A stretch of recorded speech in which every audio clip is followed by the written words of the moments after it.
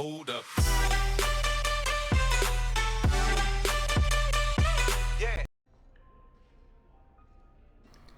Yo, what is going on, guys? It is FoxyDude98 here, and welcome back to a brand new video for you guys today from my channel. Today we are back with F1 2016 Career Mode Season 3, Part 16 here for the Malaysian Grand Prix.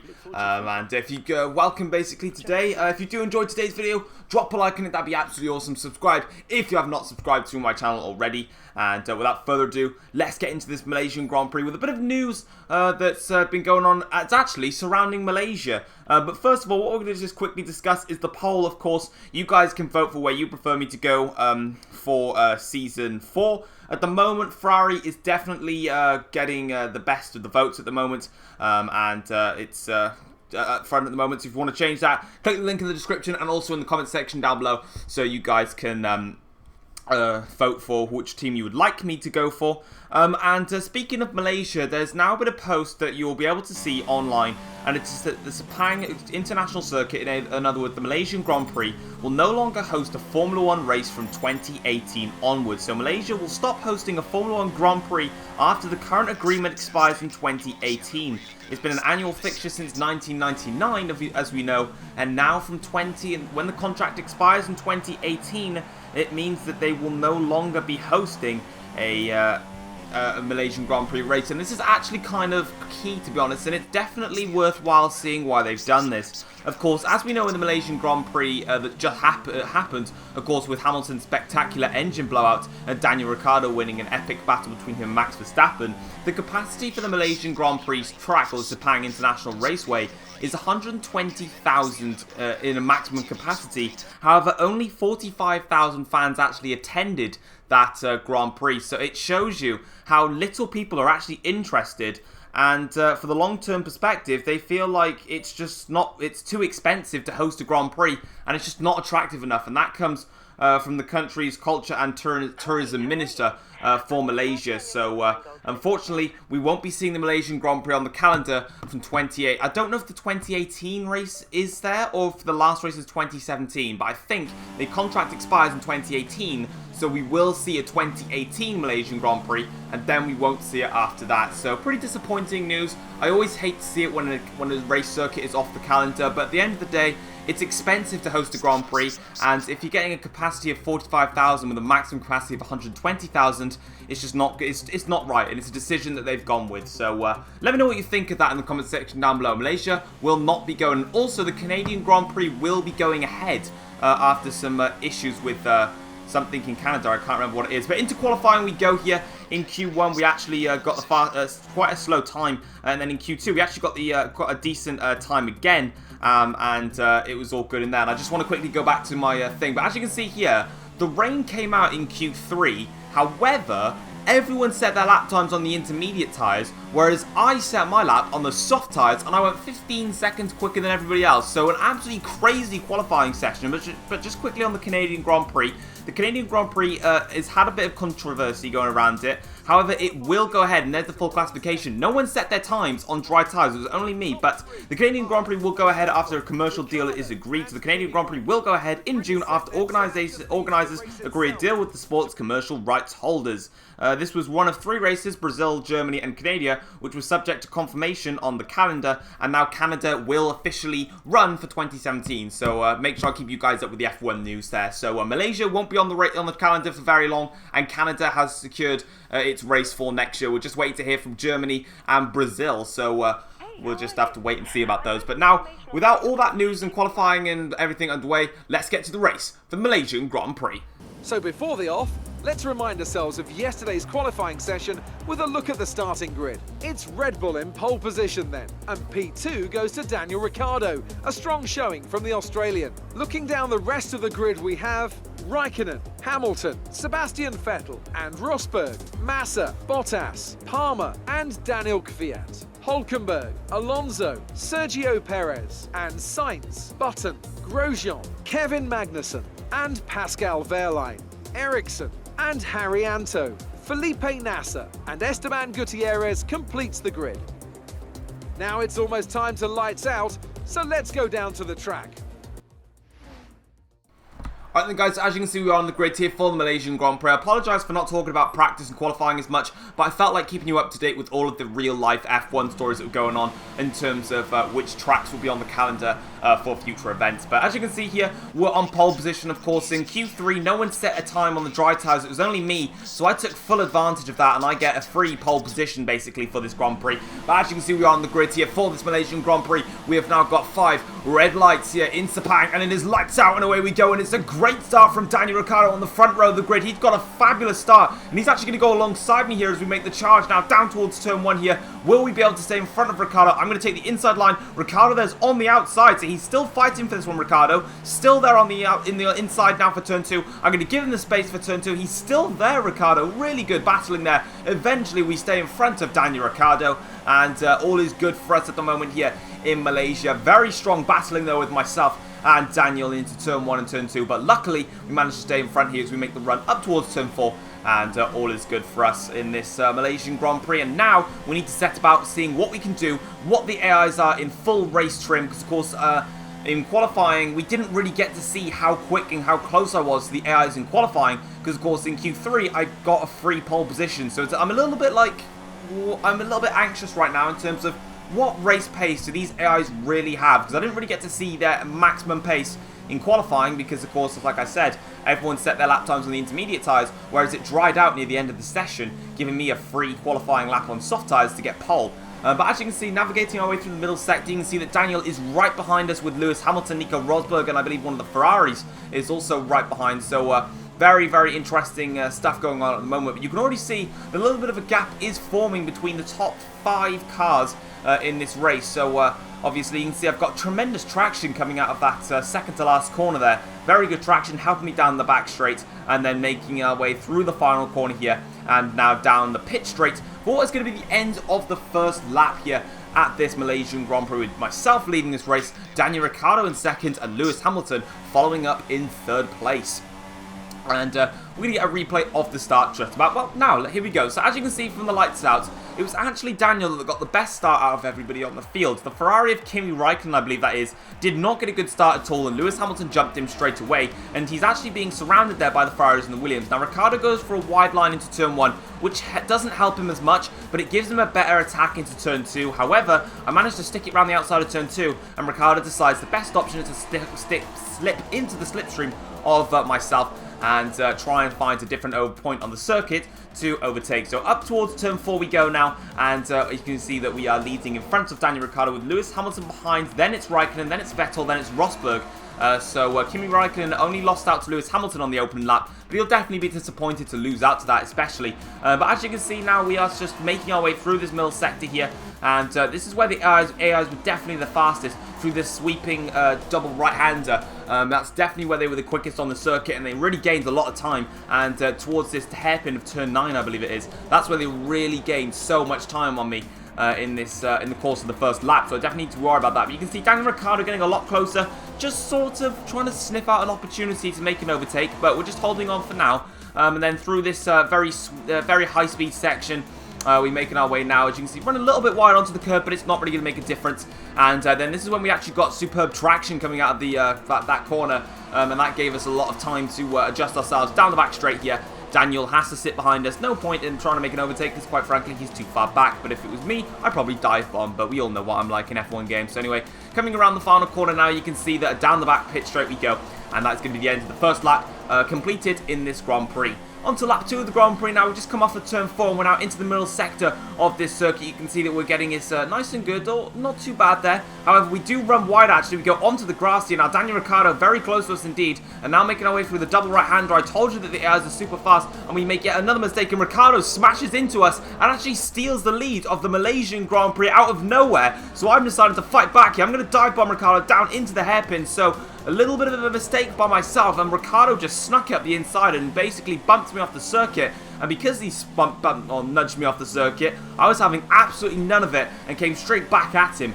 On to lap 3 of the Grand Prix now, so a lap ahead. DRS has now been enabled, and this is when I was thinking to myself, here we go, because this is now just going to be horrible, because I'm going to have to defend down two of the longest straights on this Grand Prix, and maybe even near towards the longest on the calendar, and they've all got DRS. You can see Ricciardo just sweeping past here, round the outside, but breaking into the final corner. I've got the inside line, and I'm going to push Ricciardo wide here and give the place back to myself, but Ricciardo doesn't fall for it. He still fights me off here, and Ricciardo takes the lead once again of the Malaysian Grand Prix, but I'm going to stick with him, and now as you can see here, I'm going into the slipstream with Ricciardo, and you know what's coming. I'm going to break down into the inside of turn 1 here, and I give Ricciardo a little bit of a nudge myself because he completely nudged me off the circuit. But Lewis Hamilton, in fact, is now in the lead of this Grand Prix, so somehow, out of nowhere, Lewis Hamilton is now in the lead here, and he has just stonked ahead, and he's overtaken Ricciardo and now me. So Hamilton, being a sneaky little racing driver, but run up towards turn 4, down the inside here, I'm going to go straight past Lewis Hamilton, and I'm going to give him a little bit of a bump as well, because if people are going to bump into me, I'm going to bump into them. So onto lap 4 of the Grand Prix now, and it is time for our pit stop, where we're going to be changing from the soft tyres onto the hard tyres. So we're skipping out the medium compound tyres, because it's just that I think in Malaysia, a mandatory tyre is you have to race with the hard compound tyre, meaning that I'm going to have to go from the soft to the hards. If I went to the mediums, I'd have to go soft, medium, hard, and it just wouldn't work. It would just be a failure. So as you can see, coming on now are the hard tyres, and luckily my team managed to get me out in front of Hamilton and in front of Vettel, which is very crucial because I didn't want to be stuck behind them. So all is good for us, and also we've actually, you can see there's a lot of traffic going through turn 2 at the moment, but luckily we've actually rejoined in a lot of clean air, and there's only a manor which you can see going through turn 2 now, so it's not all that bad actually here on lap 5 of this Malaysian Grand Prix. But as you can see, onto lap 6 of the Grand Prix now, and Daniel Ricciardo has made his pit stop, and we managed to stay in front of him, but now he wants to fight me once again, because of course I made him go wide into turn 1, and that gave Hamilton the space to overtake, and now he's a little bit angry of that. I don't think he liked it too much. And now, as you can see, he's got DRS once again. I'm going to cover the inside line into the hairpin here. Daniel can go to the outside line, which is exactly what he does here. Braking hard into the final corner. Daniel just tries to go through. He doesn't, unfortunately. I do manage to shove him wide. And what I've managed to do that time, which is what I've tried to do on multiple occasions, is I shoved him wide into the final corner. And that means that I basically made this pit straight, his second opportunity to overtake down this pit straight. I've stopped him from doing that. So that's really, really crucial.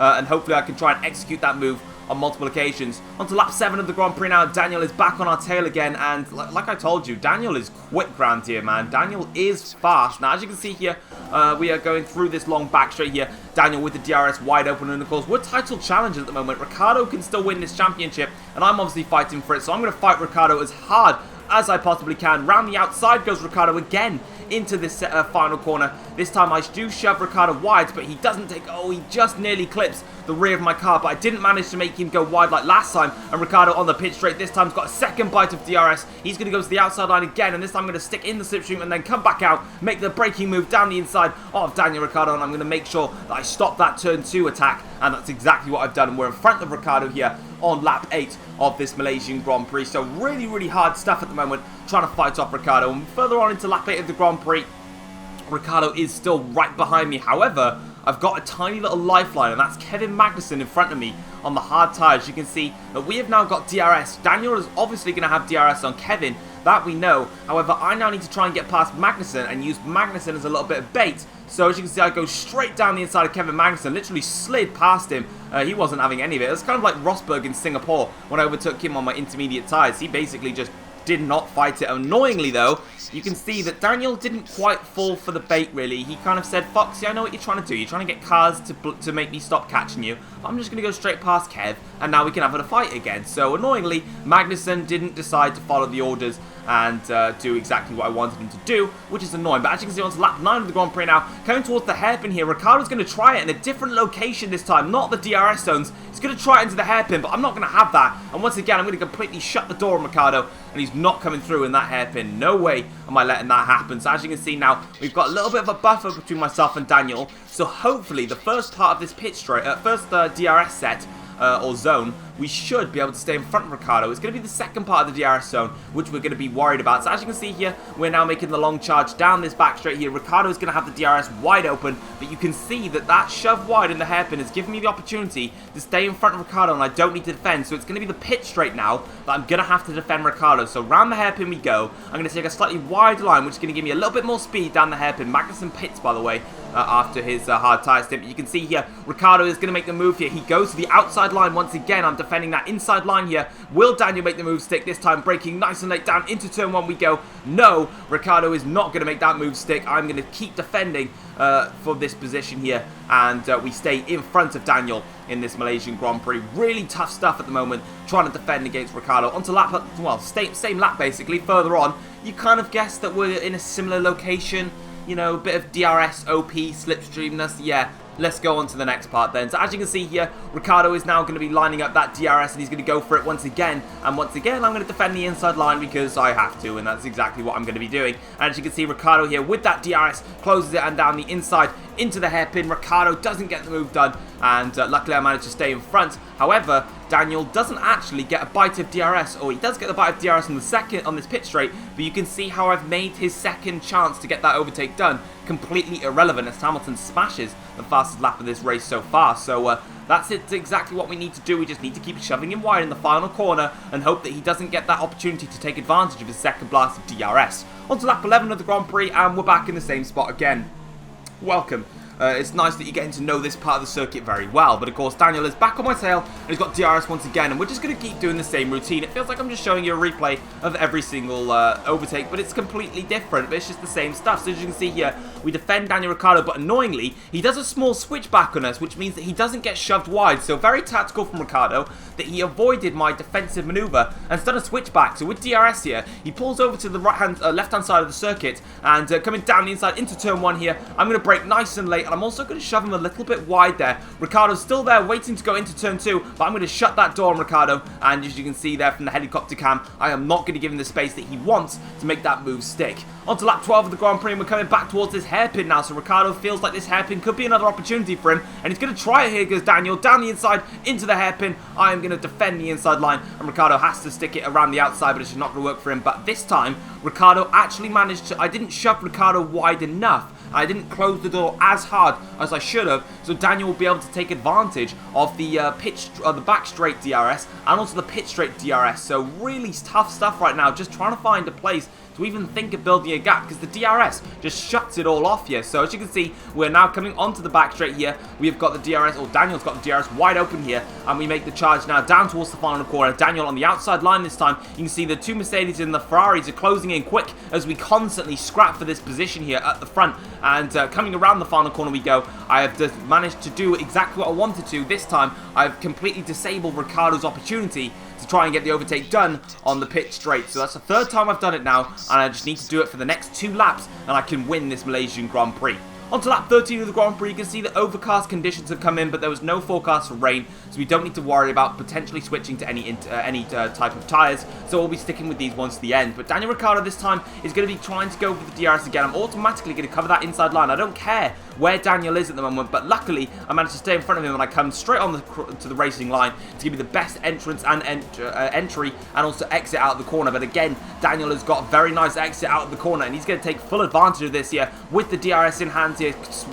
Basically, Daniel is just doing the same thing over and over again. Down into turn 1 we go. We're going to go nice and late on the brakes here, and Daniel has to concede the position, unfortunately, and I am still in front. And now Daniel has got a problem here, and that is the two Mercedes are right behind, so hopefully they can cause a bit of a distraction for me. But this is the final lap of the Malaysian Grand Prix. We have held on for so long, for the entire race really. A race-long defensive battle here. Now we just need to try and hold on for this final lap here. And now we're coming to the middle sector, definitely where the AIs were at least half a second faster than I was. I really couldn't get this middle sector sorted here. And running a bit wide, having to brake and lift off so much more than what the AIs are doing. And now coming through the double right-hander here. Will Daniel think of a move? He's actually very close to me indeed, as we run very wide here. Daniel's actually got an opportunity here. He's going to go for it down the outside, around the outside of the hairpin here, and we're going to go down the inside here, and Daniel doesn't get the moves done, and I managed to hold off, and Rosberg nearly capitalizing on me and Ricciardo having a fight at the front of the field. But I'm so close to winning this Malaysian Grand Prix at the moment. I've just got to keep on going, but Ricciardo is still coming at me here, As you can see, the fuel warning light is on. I'm on rich fuel mixture. I'm going to push all the way to the end of this race, round to this second to last corner. I go a little bit wide, but that's going to give me a slightly better exit. And now this is the crucial part. Down the back straight we go. Daniel goes over to the right-hand side of the circuit, not the left-hand side, and he's going to cover that outside line. Nico Rosberg there as well. I'm going to cover off Rosberg. Rosberg makes contact with myself down the inside on Daniel Ricciardo. We get the job done, but Daniel sticks it round the outside here on the final lap. Daniel's stolen it. Daniel is in front of us, and he wins the Malaysian Grand Prix. After all my defending, Daniel does it on the final corner, on the final back, on the pit straight. He manages to snatch it away from us. Oh, wow. I can actually breathe now, but oh my god. What a Malaysian Grand Prix. What a fight me and Daniel had in that Malaysian Grand Prix. And at the end of the day, Daniel Ricciardo takes the win here in Malaysia. My defensive battles were so strong, but annoyingly, I just couldn't keep it going all the way to the end. And Daniel takes the win here. Valtteri Bottas claims 7th place in the Williams, but I'm so disappointed with that. I honestly thought I could come home and take the win today, but it just wasn't enough for us. In this Grand Prix, Daniel was so quick, but because he is my closest title challenger in this series, I decided that I wasn't going to let him through and just let him go and win the race. I decided to give it absolutely everything I've got, and yeah, what a race. That was probably the best race so far in this career mode, and probably the hardest race I have ever taken part of against the AIs. They literally gave me the race of my life, and I absolutely went for it. But guys, that is it. You can see that Daniel wins the race by a 1/10 of a second. Rosberg was only 2/10 behind, and then Lewis Hamilton was 4 or 5/10 behind. So literally the top 4 was covered by less than half a second overall. So what a Malaysian Grand Prix. In the driver standings, Daniel Ricciardo closes the gap once again to 53 points now, I believe the championship leaders come down to. So at the moment, we're still in a good position to win the Drivers' Championship. Of course, there's still plenty of races to go. In the constructors' standings, Red Bull pretty much confirms their dominance against Mercedes, and we are more than likely going to win the constructors' standings.